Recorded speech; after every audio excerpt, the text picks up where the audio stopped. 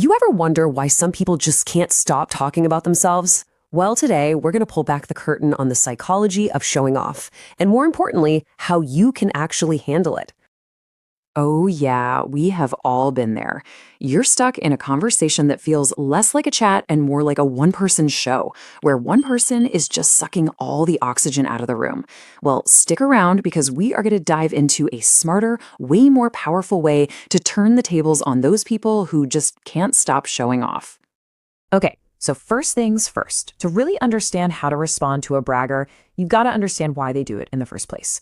Because showing off, it's not just annoying, it's usually a giant flashing sign pointing to a very fragile ego. I mean, if you think about it from an evolutionary psychology perspective, this is a game as old as time. Humans have always competed for status. You know, back in tribal societies, the best hunter got the best food, the best everything. Today, bragging is kind of the modern version of that. It's a desperate attempt to climb that same social ladder. And when you boil it all down, it really comes from one of two places.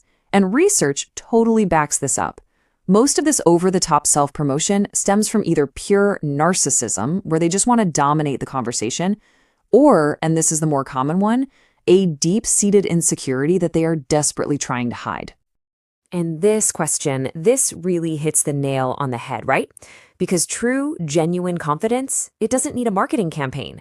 The constant need to broadcast how great you are often signals the exact opposite. It's kind of like a peacock fluffing its feathers. Sure, it looks impressive, but it's a display that comes from a deep need for status. And sometimes it gets even darker. It becomes this subtle power play. By constantly one-upping you, they're asserting their dominance. They're making you feel smaller so they can feel bigger. I mean, have you ever noticed how some braggarts seem to target people they see as a threat? Yeah, that is not an accident.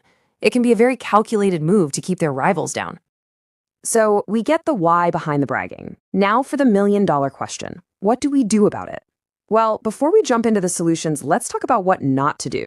Because your gut instincts here, they're probably wrong, and they're going to make things so much worse. Yep, these are the big three. The gut reactions we all jump to, right? Bragging back, calling them out, or just nodding along. And look, I get it. They feel kind of satisfying in the moment, but trust me, they almost always blow up in your face. Think about it. If you brag back, you're just getting into an ego wrestling match, which makes you look just as insecure. If you confront them and say, hey, stop showing off, they're going to get defensive, angry, you name it. And faking interest, you're basically giving them a little gold star, telling them, yes, please keep doing this. All right, so if the easy answers are the wrong answers, what's left? Well, this is where we get into the smart stuff, the more subtle, dark handling strategies that let you take back control of the conversation without them even realizing what's happening. Strategy number one, harness the power of selective ignoring. And it's pretty much exactly what it sounds like. The moment the boasting starts, you just subtly withdraw. You check your phone, you take a long sip of your drink, maybe you turn your body slightly towards someone else. The psychology behind this is actually really simple. Braggers are running on a program that needs a reward. And that reward is your attention, your validation. You deny them that reward, and the behavior starts to fizzle out. It's that simple. Okay, strategy number two is a little more surgical. Instead of ignoring them, you're going to redirect them. And your tool for this is questions, probing questions. So, for example, instead of just nodding when they show off their new watch, you ask something like, oh, that's cool. What made you choose that one? Was it like a reward for something tough you went through? See what's happening there? You're forcing them to actually think and reflect, and it makes you look empathetic, totally flipping the social dynamic. Strategy three, use humor to deflate their ego. This one can be really fun, actually. A little lighthearted comment, maybe a touch of sarcasm, can instantly pop their superiority bubble. So let's say they're going on and on and on about their gym routine. A playful, wow, you're basically Superman, does two things. It signals you're not really impressed, but it does it with a smile, so they can't get mad. It just deflates the moment. Okay, now for a more advanced move. This is strategy number 4, the mirror technique. And this is where you take their energy and just amplify it to a ridiculous level. So if they're talking about some wild dream they had, you can jump in with, oh man, that's nothing. I once teleported to Mars in my dreams. By making an even more absurd claim, you're holding up a mirror to their own exaggeration without having to say a single critical word. You're letting them hear how they sound. And finally, strategy number 5. This is for when you're dealing with a repeat offender, a chronic bragger.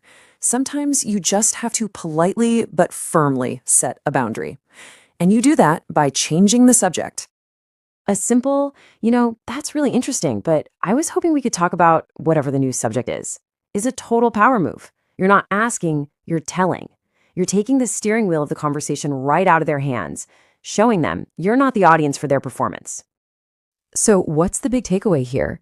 It's that handling braggarts isn't about winning an argument or being clever. It's about understanding the psychology that's driving them and mastering that psychological battlefield. And now you have a whole new toolkit. You've got selective ignoring, redirecting with questions, using humor, that mirror technique, and setting boundaries with grace. These strategies don't just protect your own energy, they subtly shift the entire power dynamic right back into your favor. So now you have the playbook. You know how to spot the insecurity, and you have the tools to handle it. So the only question left is, the next time you're stuck listening to someone go on and on, which one of these are you going to try first?